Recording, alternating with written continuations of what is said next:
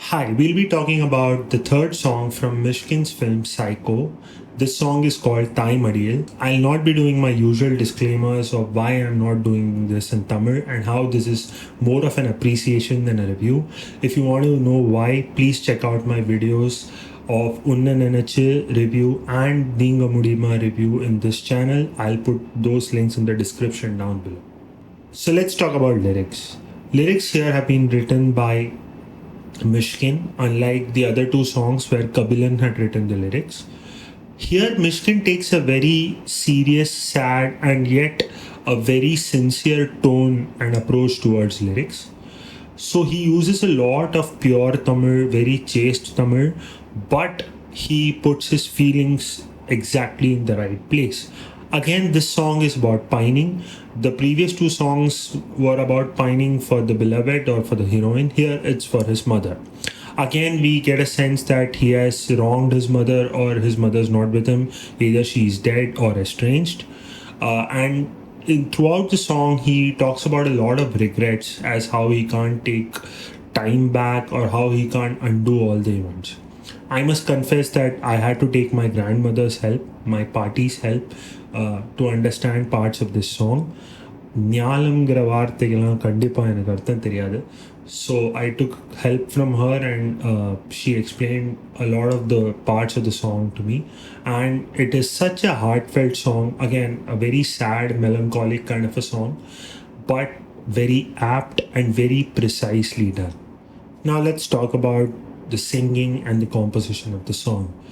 It is a very interesting choice to take a singer and push him out of the comfort zone, because that's what he did with Sid Sriram as well. Here, Kailash Kher, who's known for singing at a very high pitch, who takes a scale very high, he's been made to sing in a lower register. He succeeds for most part, but there are places where in the low register his voice is a bit shaky. I kind of noticed that. It's not a big thing. It doesn't ruin the song or anything, but I just noticed that. Kailash Kher for the most part gets his pronunciation right.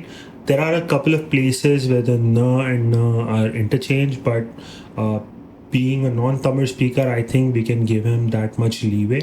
Raja sir here has made an interesting choice where he's made him to sing Chai Kiren instead of Sai Kiren. I speak that kind of Tamil, that kind of a dialect of Tamil, so I enjoyed it. Also, the composition is very haunting. It explores the range of Kailash Kher's voice. It's not that he's been made to sing only in the lower register. He gets chances in the alaps and other sections to open up his voice, and this is something Kailash Kher is known for, and it is right in his wheelhouse. It is in his comfort zone, like the alaps, which I think Kailash improvised a bit, obviously with Raja sir's guidance, but I think since I have heard him do a lot of those things, I think there are certain parts of the alap where he has improvised. Although we know that Raja sir usually doesn't allow that kind of a thing, but I think here Kailash has been given that liberty to explore a bit. Kailash Kher has done a great job with the vocals, and Raja sir has extracted a great performance from him. But I know that many of you, like me, would have loved to listen to this song in Raja sir's voice. All those who agree, please put that in the comments. Okay, now let's talk about the arrangement and the production.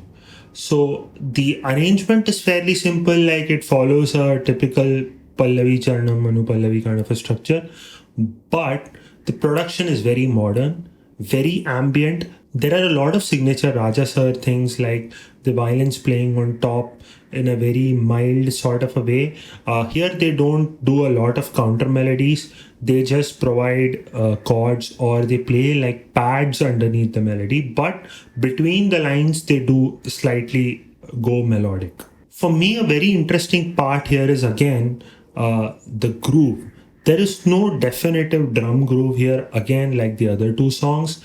But here, what is very interesting is the rhythmic elements are very limited. So I think it's not even a proper kick drum or a snare drum.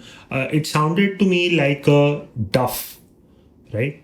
A duff which has been filtered. Like there are portions where we hear only the mids of the duff. There are portions where we hear only the bass of the duff. And there are portions where we only hear the highs of the duff. There is no other drum instrument here. I think there are a couple of hi-hats and shakers somewhere, but apart from those, nothing.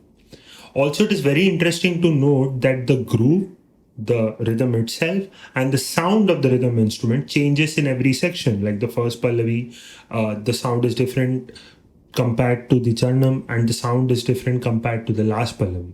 So this is very, very exciting. So finally, Raja sir is not just playing with his music, he's playing with sound as well, which a lot of people like me were wanting out of him. He could have done this easily before. I don't know why he didn't do it before, but this is very, very refreshing and encouraging to hear things like this from him. As far as the melodic instruments are concerned, there's a guitar, but it's not always played like a guitar. Sometimes it's played only as a plucked instrument. Sometimes you hear certain chords, but you never hear a definitive rhythm in the guitar as well. Again, great use of bass guitar. Like in the song Ninga Mudiyuma, he had panned the orchestral basses, that's the double basses. Here you have a definitive bass guitar sound, but again it is panned. Panning means one sound in one ear and the other sound in other ear. So for example, one note will play here and the other note will play here. So that adds so much. Again, like Udhayanidhi, this is a very layered song. So you hear arpeggios underneath the melody, which adds a lot of depth and adds a lot of subtlety to the song. In the first interlude, you also hear a trumpet, a hint of a trumpet. He plays with your mind, like you think, is he going to use a full brass section here? But he doesn't. He doesn't even use a full string section here. But he does a very minimalistic job, and that's what works for the song.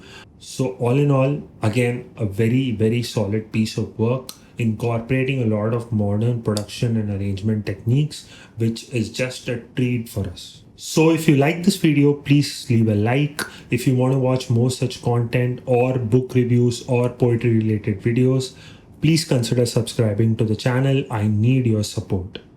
Thanks for watching.